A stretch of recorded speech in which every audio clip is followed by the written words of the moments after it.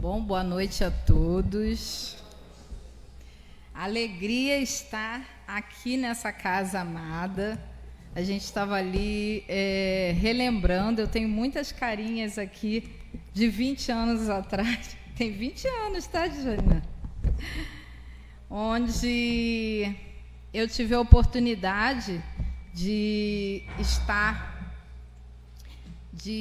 na evangelização, à frente da evangelização, e tive que voltar para o Rio, trabalhar, estudar, e eu precisei me afastar, mas eu guardo um carinho muito grande por essa casa.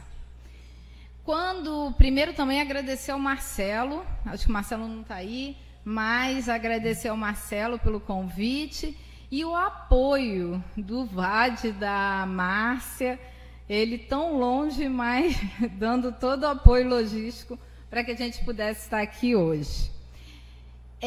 Como a gente acabou de entrar nessa oportunidade de 2026, essa nova era, e diante disso, ainda mais agora, precisamos seguir o grande exemplo do Mestre, tenhamos bom ânimo. E diante disso, eu trouxe um tema que é para que a gente possa, já está no telão, que a gente possa refletir e ter esse bom ânimo ao longo do nosso dia a dia. O tema fé que move montanhas, eu tenho que ficar dando uma olhadinha para ver se eu estou seguindo, que eles não estão sintonizados, mas, particularmente, eu gosto muito dessa passagem. E nós temos aí de Mateus 17, 20, onde tem a mensagem: porque a fé que vocês têm é pequena. Eu asseguro que se vocês tiverem fé do tamanho de um grão de mostarda, poderão dizer a este monte: vá daqui para lá, e ele irá. Nada será impossível para vocês. E aí, pensando nessa passagem, me veio a seguinte reflexão. Primeiro, olha só como Jesus coloca para nós: eu asseguro. Então já começa por aí que a gente não pode duvidar de jeito maneiro. Porque não é qualquer pessoa, não é qualquer ser que assegura, é o Cristo. E aí vem uma outra reflexão. Opa! Aí. Quando me veio a lembrança do tamanho do grão de mostarda. Quem não sabia qual é o tamanho do grão de mostarda? Levanta a mão. Eu não sabia que era desse tamanho. Vocês sabiam? Olha só, a ponto de, na imagem, eu acho que colocaram 2 para a gente até ter realmente uma noção muito clara. E aí, eu fui até uma loja dessas de produtos naturais para comprar grão de mostarda. E quando eu cheguei na loja, até brinquei com eu conheço muito, ela lá em São Pedro, falei assim: me vê 30 gramas de fé. Aí ela olhou assim com aquela cara estranha: 30 gramas de fé? Eu falei assim: 30 gramas de grão de mostarda. Aí ela: tá. Então, quando ela veio com aquela bacia grande. Aí eu saí feliz com o meu potinho. Olha, ainda estou com 2 potes. Eu estou com 60 gramas de fé aqui, gente. É muita fé. E Jesus falou para a gente ter apenas... Qual é a quantidade que ele pediu de grão de mostarda? 1. Já parou para refletir a importância de quantas vezes, no momento dos desafios, a gente não tem nem do tamanho de 1 grão de mostarda de fé? Aí eu fiquei ainda pensando e brincando. Eu falei assim: Djanira, nossa, eu tô rica de fé. Porque 60 gramas não é para qualquer um, não. Depois eu pensei: não, mas a dona que vende com aquele potão, ela tá mais rica que eu. Aí eu, olha, o cara que fabrica isso, sei lá se é uma fazenda, esse cara tá milionário de fé. E é isso que o Cristo nos convida, a pensar nela como algo tão simbólico, que é tão pouquinho que a gente precisa, Mas nesse momento a gente precisa exercitar esse trabalho da fé. Se ele fala tão pouquinho, então quanto que a gente pode de fé exercitar no nosso dia a dia? Ao final, quando a gente acabar tudo aqui, quem quiser, eu estou dando a minha fé para vocês, tá? Eu dou um grãozinho para cada um e aí é só me procurar no final. Só que a gente ainda tem uma informação. Eu gosto muito da tradução das palavras no dicionário. E aí eu fui lá buscar fé. Crença intensa na existência de algo. Fé em Deus. Crença em algo abstrato, que para a pessoa que acredita se torna verdade. Então, olha só. Em momento algum, em momento algum, a gente presta atenção se o ar existe ou não nesse momento. Vocês prestam atenção nisso? Está todo mundo aqui respirando, mas está com fé que tem ar, porque senão a gente estava sem ar. Então, a gente precisa exercitar em algo que é abstrato. A gente nem está tocando em algo. E a fé, ela estimula isso. Algo que a gente não está vendo, não é concreto, mas eu sinto. Ela passa pela nossa emoção. E aí, outra passagem, eu trago algumas aqui, porque esse tema, ele tem muita relação com essas passagens. Tem uma outra passagem de Mateus, e olha só. Quando eu fiz essa palestra, eu trago as passagens, mas eu não decoro, óbvio, né? Não dá para decorar. Foi Mateus. E aí, a anterior foi Mateus e essa também é de Mateus. E aí vem aquela mensagem do porquê duvidaste. Acredito que todos conheçam essa mensagem. Um momento em que Pedro, junto com outros, estavam no barco. E eles estavam lá, sonolentos, dormindo, e Pedro avista uma imagem de longe, e aí ele percebe que é Jesus andando sobre as águas. E aí ele vai, ele queria, estar com o mestre. E aí ele pede, eu posso chegar até a ti, mestre? E Jesus diz, vem. Só que Pedro desce do barco, e começa a andar sobre as águas para ir ter com Jesus. Mas ele sente o vento forte. E aí ele tira os olhos do Cristo e olha para onde? Para baixo. Nesse momento, ele começa a afundar. Ele sente o quê? Medo. Medo é uma emoção normal. Ela não pode ser... Foi ela que, graças ao medo, nós estamos vivos até hoje. Nós somos a raça que mais existe no planeta por tanto tempo. Graças ao medo, ele nos protege. Mas o medo que paralisa, esse sim é prejudicial.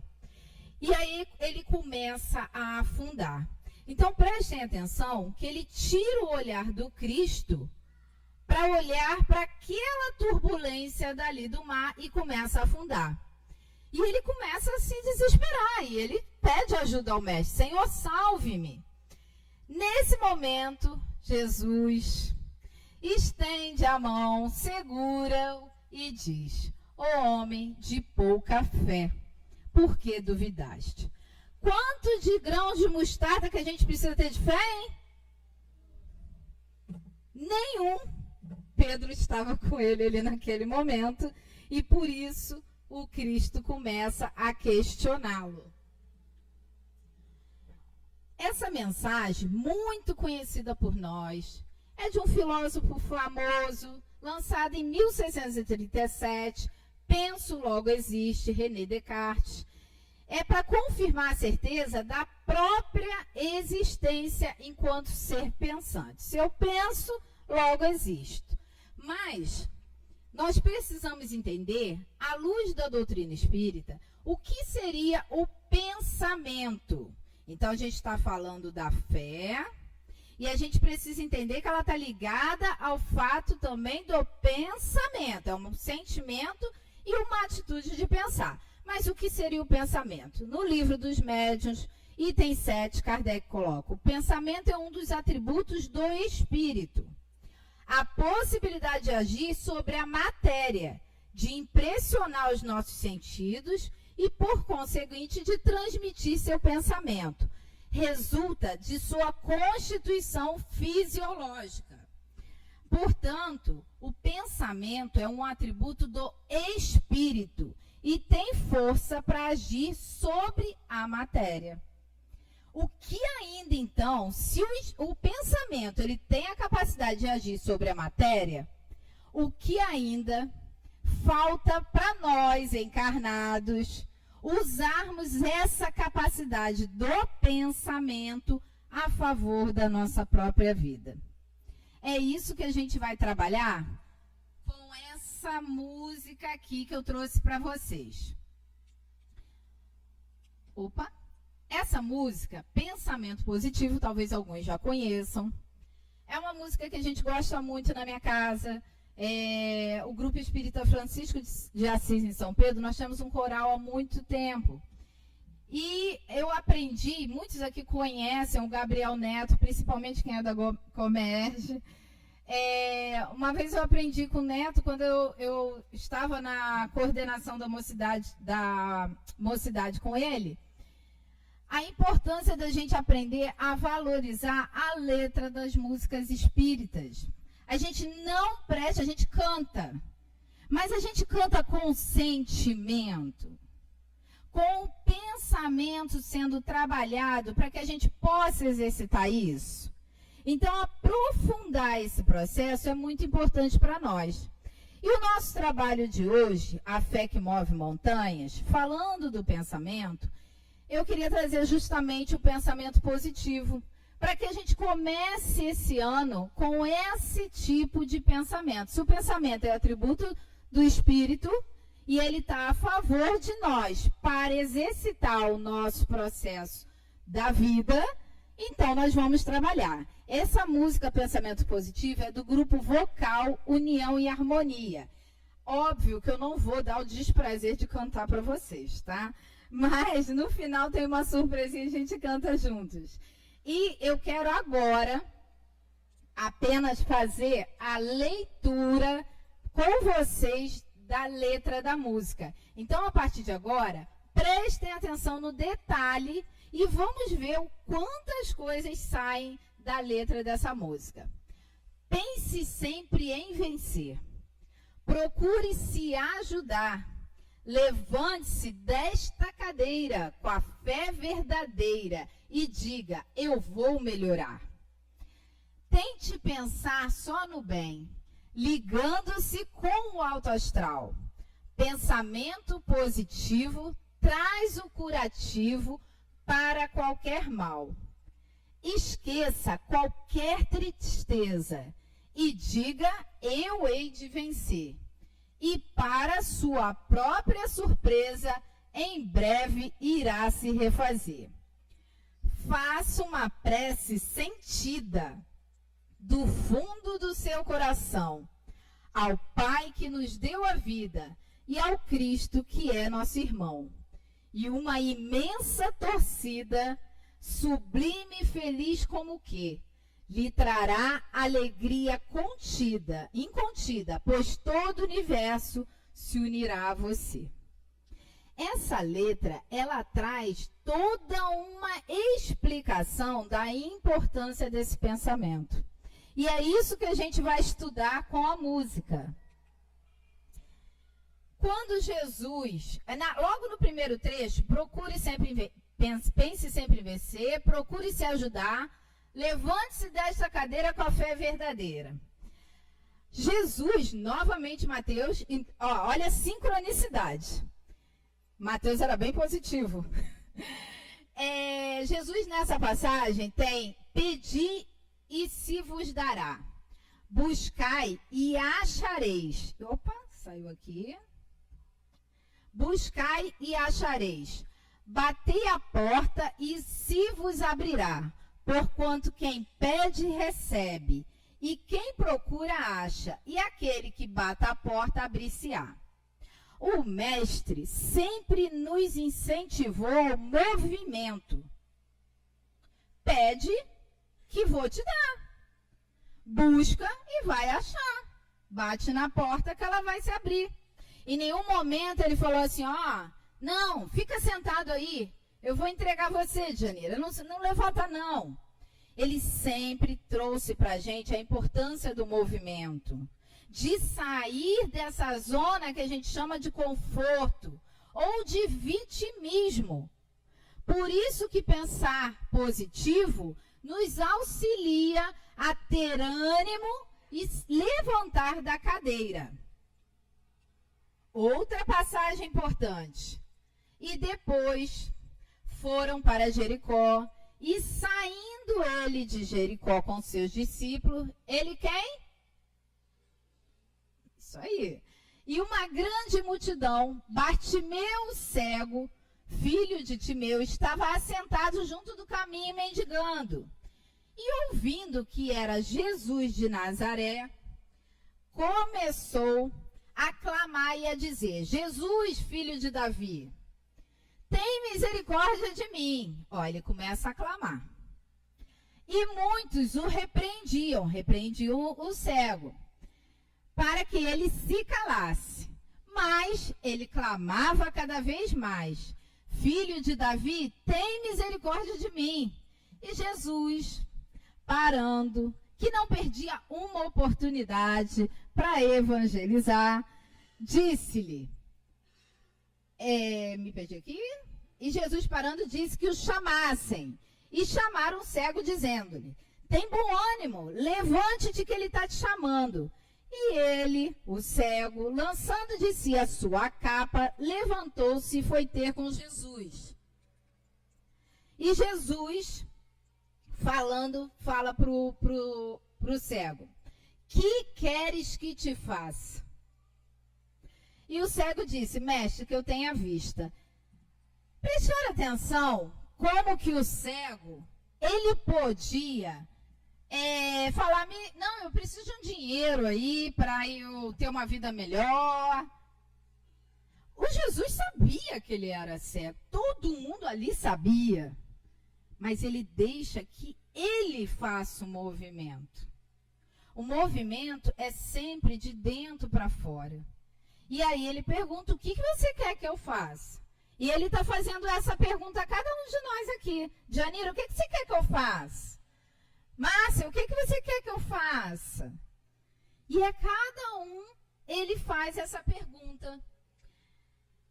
E Jesus, depois que ele diz, que eu tenha vista, ele diz, a tua fé te salvou. Porque foi um ato verdadeiro do coração. Com aquela oportunidade, ele ia seguir o caminho. E logo viu e seguiu a Jesus pelo caminho. Ali, esse cego, ele exercitou o que a gente chama de fé operante. Não basta ter a fé e só ficar, não, eu tenho fé. Mas essa fé exercitada é uma fé realmente com a crença verdadeira. É que eu tenho que olhar lá e daqui ele é diferente. E aí, eu quero trazer um outro processo que a gente já falou aqui logo no início. Tente pensar só no bem, ligando-se com o alto astral. Continuação da música. O inconsciente coletivo, porque vocês já ouviram falar no consciente e inconsciente. A nossa área, a área da psicologia, ela trabalha muito isso. Às vezes não é tão claro para as pessoas. Mas imagine que você tem um porteiro, você tem um sítio. Ele ainda não tem nada nesse sítio. Mas você tem um único porteiro tomando conta de quem entra e quem sai desse sítio.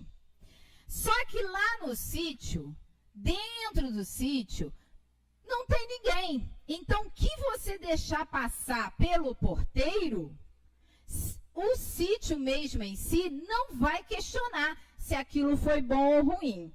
Então, o seu porteiro é o que a gente chama de consciente.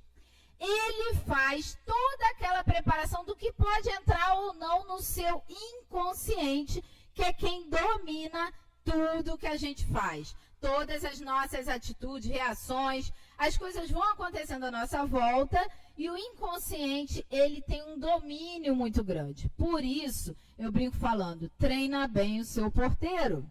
Porque uma vez entrando no seu terreno qualquer informação, nós acabamos encharcando esse terreno com coisas ruins. A gente treina o cérebro.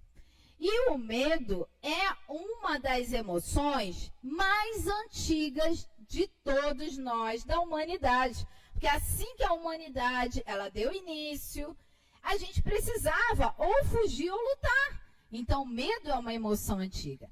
E isso faz parte do quê? Do que a gente chama de inconsciente coletivo. Inconsciente coletivo é esse terreno nosso misturado com o terreno de todo mundo. E por que a gente está falando, então, da importância de cuidar do pensamento?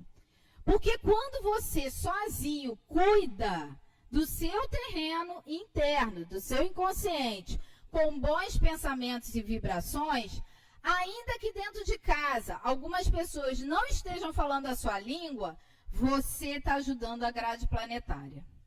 Olha a importância disso. Seguindo, esse inconsciente coletivo e o espiritismo, ele é muito falado por Joana de Ângeles, ao qual eu tenho um grande carinho, coordeno o curso dela na nossa casa. E lá no livro Desafios e Soluções, Joana fala a importância do inconsciente coletivo e do espiritismo. As heranças coletivas constituem as experiências individuais das reencarnações anteriores, proporcionando o armazenar das conquistas e prejuízos, que permanecem na memória extracerebral no perispírito.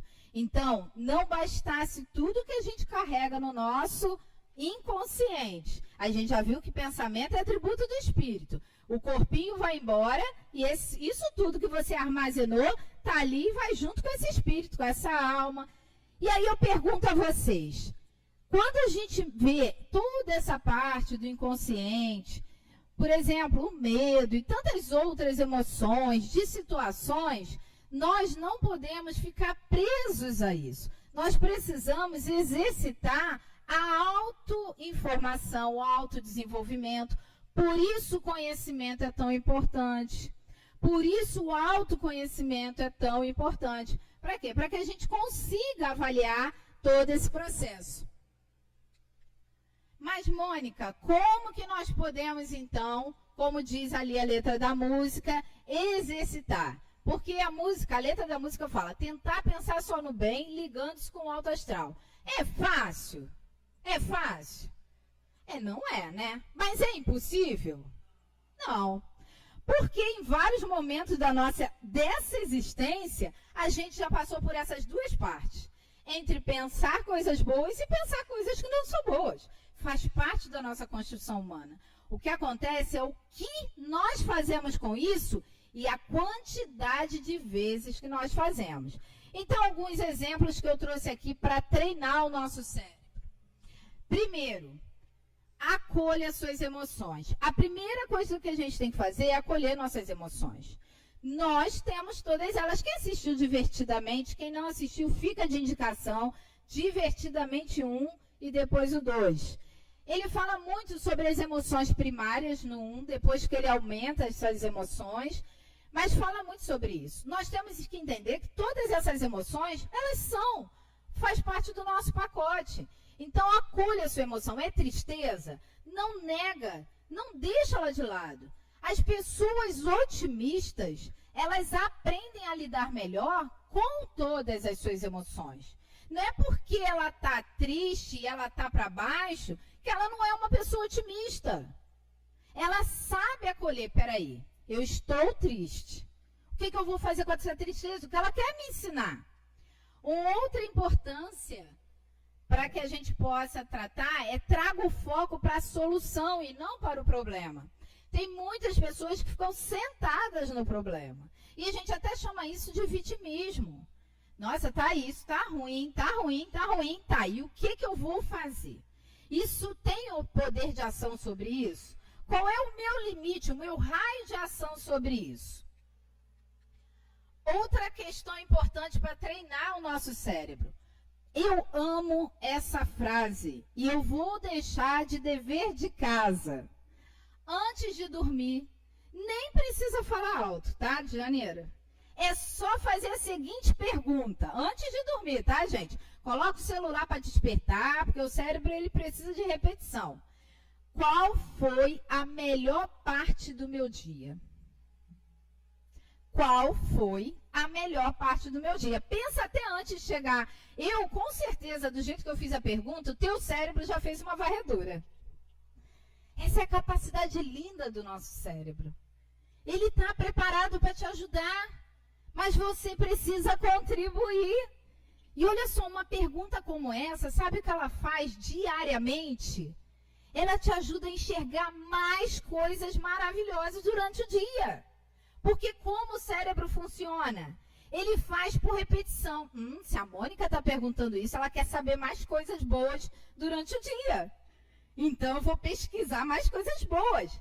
Você vai passar a ver mais florzinhas bonitinhas, a bisneta linda que te abraça com uma florzinha. E aí você vai ver mais coisas boas.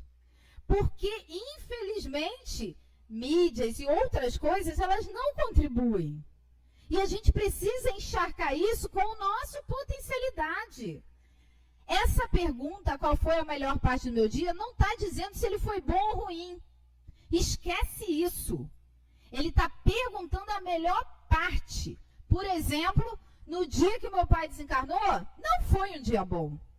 Eu chorei, tudo aquilo que todo mundo que ama passa quando perde seu ente querido. E é um processo natural nosso. Mas qual foi a melhor parte do meu dia?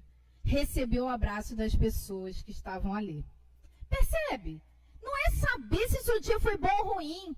É escolher. Talvez o seu dia tenha sido todo maravilhoso. Mas continue perguntando. A melhor parte foi? E deixe no seu pensamento. Quem é marido e mulher pode fazer isso antes de dormir com as crianças. É um exercício espetacular. E como diz em Tessalonicenses 5,18, em tudo dai graças. E por último, às vezes eu esqueço que eu tenho que passar aqui lá. Pensamento gera emoção que afeta o teu comportamento e o comportamento afeta o teu corpo físico e espiritual. A gente chama isso de tríade cognitiva comportamental. Então, se você quer a cura, ela começa na qualidade do seu pensamento. Quando o corpo adoece, gente, lembra que pensamento é atributo do espírito. Quem adoeceu primeiro?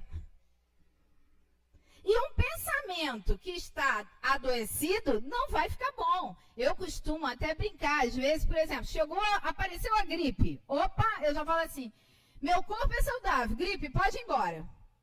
Não faz parte de mim. Gente, vocês não têm noção do que o pensamento pode fazer. Ele é a saída de saúde para a nossa vida. Ele é a saída para a solução de desafios que nós temos. Então, Mônica, não consigo sozinho.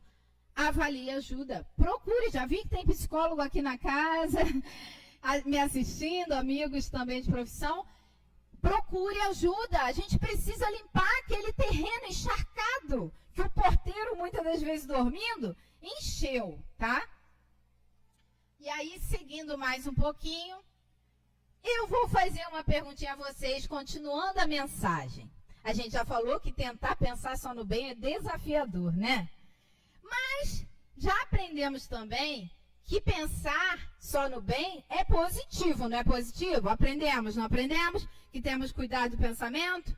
Então, se pensar só no bem é tão óbvio, se sabemos disso, por que a gente não faz, gente?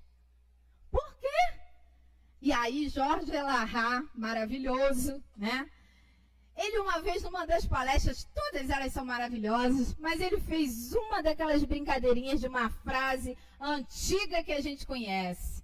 Vocês conhecem essa musiquinha aqui, ó. Se passar? Opa, foi. O sapo não lava o pé por quê? Descobrimos, né? Porque não é tão fácil. Peraí, eu não ouvi. O sapo não lava o pé por quê? Então a gente não quer. Não vou à academia porque eu não quero. Não faço pensamentos bons porque eu não quero. Assume a sua responsabilidade. A partir do momento que eu assumo a minha responsabilidade, eu sou dono do meu destino. E eu só consigo fazer esse caminho se eu tiver fé do tamanho de um grão de... É pouquinho que ele falou. É muito pouquinho, gente, é muito pouquinho. Olha quanta fé eu tenho aqui. E aí, seguindo aqui mais um pouquinho, como então fazer com que a gente tenha essa vontade de fazer as coisas acontecerem? Lá em Perfeição Moral, no Livro dos Espíritos, eu amo essa questão 909, Kardec pergunta aos espíritos, e vocês sabem que eles são bem papo reto, né? Não tem nada de ficar de floreio, não. Kardec pergunta, poderia sempre o homem, pelos seus esforços, vencer suas inclinações mais? E eles respondem, sim. E por vezes fazendo bem pequenos esforços. O que lhe falta é eles continuam. Quão poucos dentre vós fazem esforços? Eles sabem dos nossos esforços. Você pode até se esconder para os outros, mas a gente não se esconde para a nossa consciência. Será que eu fiz o esforço suficiente? O querer, queridos, guarda essa mensagem. O querer é inviolável. A lei do livre-arbítrio, ela é tão séria que nem o desencarnado, ele pode quebrá-la. Ele pode te incentivar, ficar ali do teu lado te perturbando. Mas se eu falar, eu não quero, acabou. O querer é inviolável. Por isso muitas pessoas sofrem. Querendo, meu pai, minha mãe, consertar o outro. A tua missão primária enquanto espírito na Terra é só uma. A sua autocura. Não é curar os outros. Nós temos responsabilidade. Filhos, né? Contas. Mas a sua missão primária é sua autocura. A secundária é que se eu me curo, sirvo de inspiração para os outros. Eu ajudo o planeta na elevação planetária. Olha a importância disso. E o quanto que a gente fica de olhar para fora. Por isso que muitas das vezes a gente não tem vontade. A nossa energia vai para o ralo. E nós temos um superpoder. Olha só que lindo esse superpoder. Porque lá na música fala, esqueça qualquer tristeza, diga eu hei de vencer. E para sua própria surpresa, em breve irá se refazer. Olha só essa imagem. É a bisneta de Janeiro, pequenininha. O que esse cachorrinho e essa criança estão fazendo, gente? Quem está ensinando quem? Quem está ensinando quem? A criança está ensinando o cachorro ou o cachorro a criança? O cachorro está ensinando a criança. Esses animais são seres evoluídos que estão no planeta para contribuir com a nossa evolução. Esse é um pequeno exemplo. E ele está ensinando a criança a fazer o quê? Engatinhar. E por repetição, a criança vai engatinhar? Vai, não vai? E é isso que acontece. Nós temos esse superpoder. E ele se chama neuroplasticidade. Olha que lindo o nosso cérebro. Valorizem. Neuroplasticidade é a capacidade que o cérebro tem de aprender e se reprogramar. Essa competência está presente nas células nervosas e permite o quê? Que todo o nosso sistema nervoso consiga se adaptar a determinadas situações, como traumas, lesões e novos hábitos. Não existe, eu falo isso muito para os meus pacientes, não existe borracha pelo que nós passamos. E vou falar uma coisa, graças a Deus. Porque aquilo é aprendizado. Você quer deletar tudo que você aprendeu? Você vai recomeçar quantas vezes na sua vida? Mas a gente tem a capacidade de reprogramar. E isso é aquela vontade que os espíritos falaram. Então, se hoje eu sou uma pessoa que reclamo pra caramba, eu preciso ficar consciente. Lembra do querer que é inviolável? Eu não vou falar para A, para B, para de reclamar, não. Amigo, você sabe o poder do seu cérebro. Para você. Lembra que o sapo não lava o pé por quê? Se não quer parar de reclamar, é porque não quer. Então, essa imagem aqui, ela fala melhor. Olha a capacidade dessas conexões neurais. Então, se eu sempre reclamo, eu criei uma malha no cérebro forte de um ser reclamão. Afasto pessoas e nem reconheço. Mas quando eu penso, a partir de hoje, eu quero diminuir a reclamação. Porque ela é um vício. É um vício, um mau hábito tão ruim quanto outros vícios que a gente tem, tá? E ela é um dos sintomas, inclusive, que mais nos atrapalham no momento que a gente precisa ter fé de um grão de mostarda. Ela vai nos atrapalhar. E aí, no livro Palavras de Vida Eterna, de Chico Xavier, ainda, né? Nessa passagem da música, esqueça qualquer tristeza e diga eu hei de vencer. Chico Xavier, pelo Espírito de Emmanuel, ele fala o seguinte: não julgues o sofrimento por mal. A tempestade carreia a higiene da atmosfera. Aqui a gente não vê isso não. Mas como eu sou carioca, lá no Rio, por causa da poluição, eu lembro quando era criança, chovia e parece que limparam o meu olho, sabe? Eu ficava assim, nossa, tá tudo tão limpinho. Hoje eu sei que é porque, né, a chuva limpa essa poluição. Então ele fala sobre isso. A tempestade carrega a higiene da atmosfera, deixa ela limpa. A doença do corpo é renovação do espírito. Ao invés de eu reclamar pela doença, eu começo a pensar o que essa doença quer me ensinar. Em todos os sucessos desagradáveis e em todas as condições adversas da existência, olha o que Emmanuel fala: acalma-te e aguarda a intervenção da infinita bondade. Quantas vezes a gente tem algum conhecido nosso entrando no desespero e a primeira palavra que a gente fala para ele é o quê? Acalma. Se acalme.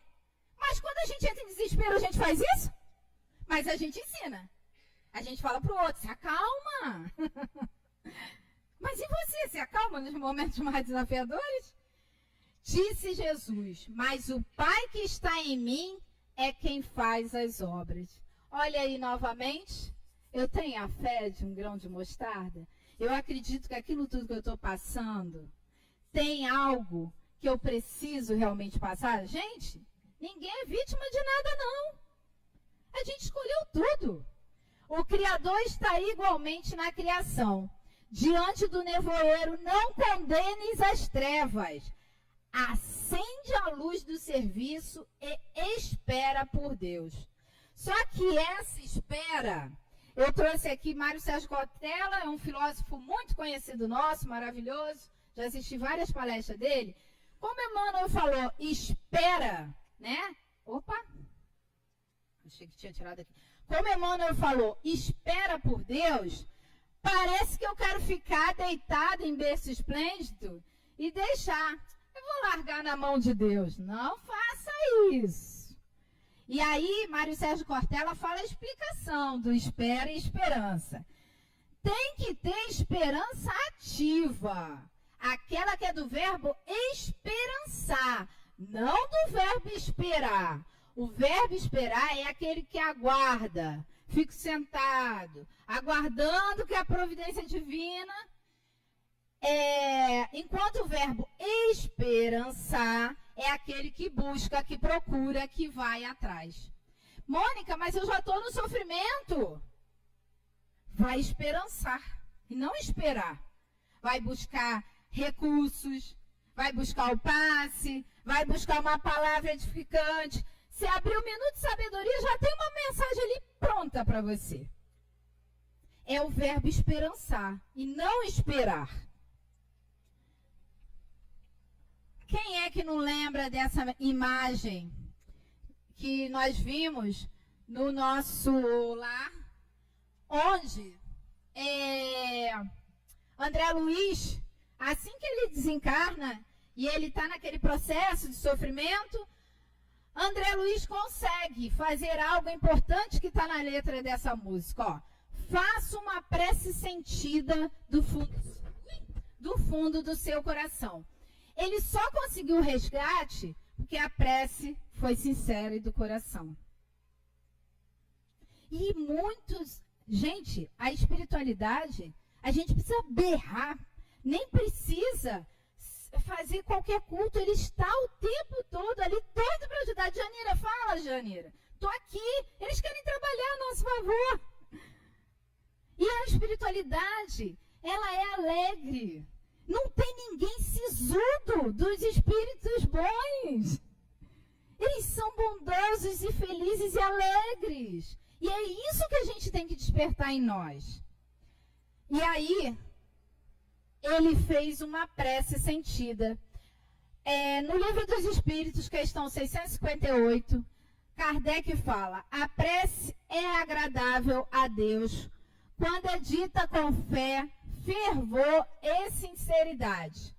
Mas não acrediteis que ele seja tocado pela prece do homem fútil, orgulhoso e egoísta, a menos que signifique de sua parte um ato de sincero arrependimento e verdadeira humildade. Então, quando é tocada, a fé realmente vem de dentro, aí ela recebe a nossa mensagem. Mônica, mas eu não sei fazer uma prece. Gente, Jesus tão perfeito já fez assim, olha, para nem ninguém me falar que não sabe fazer prece, vou deixar duas. Vou deixar duas. Pai Nosso, Ave Maria. Não sei fazer prece, faz isso. Estou descontrolado, acho que eu não vou conseguir me sintonizar. Faz a prece que Jesus deixou de presente para nós.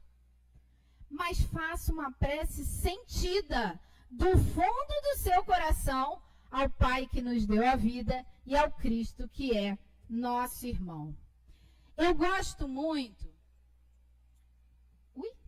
dessa imagem aqui, trouxe para vocês, que é um quadro de evolução espiritual. Aonde está mais amarelinho é o nosso estágio de animalidade, de onde nós viemos. E nós estamos seguindo para o estágio de angelitude.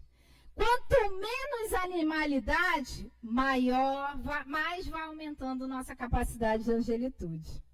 Então, ali, a gente vai evoluindo aos poucos. E essa música, ela fala sobre isso. Uma imensa torcida, sublime e feliz como que, lhe trará alegria incontida, pois todo o universo se unirá a você. Se eu faço essa prece sentida, do fundo do coração, eu vou ter muitos amigos do lado.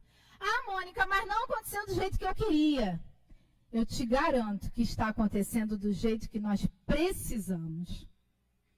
Para que lá na frente a gente entenda. Muito obrigado, Senhor. E aí, para a gente ir encerrando, eu falei para vocês que faz parte da música Pensamento Positivo. É uma música bem conhecida, principalmente em mocidade e evangelização.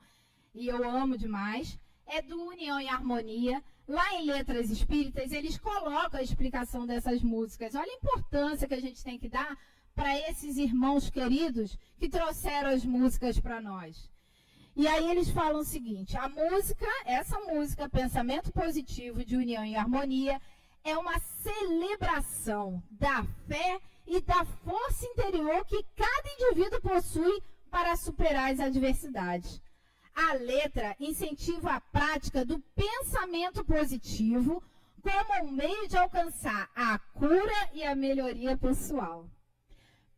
A frase "pense sempre em vencer" sugere uma mentalidade de vitória e resiliência, essencial para enfrentar os desafios da vida. A ideia de levantar-se com a fé verdadeira reforça a importância da crença em algo maior, um princípio fundamental no cristianismo. Então, para que a gente agora exercite muito a nossa fé, eu quero fazer um convite a vocês, tá? A música vai rolar, mas a letra vai ficar aqui. Ai, Mônica, mas eu não sei cantar. Não tem problema. Vai seguindo a harmonia, vai seguindo a melodia, e quem souber, canta mais forte. Combinado assim? Vamos então?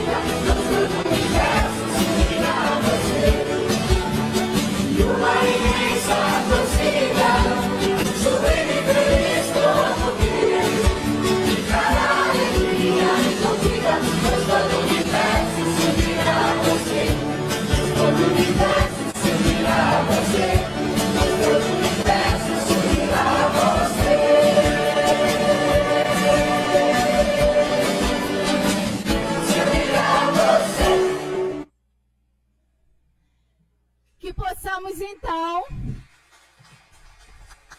para o nosso mestre que trouxe toda essa, e é esse maravilhoso grupo União e Harmonia que trouxe essa música. Que possamos então fazer um 2026 com muito pensamento positivo. Gratidão novamente ao convite da casa, que eu tenho de coração, e um feliz 2026 a todos nós.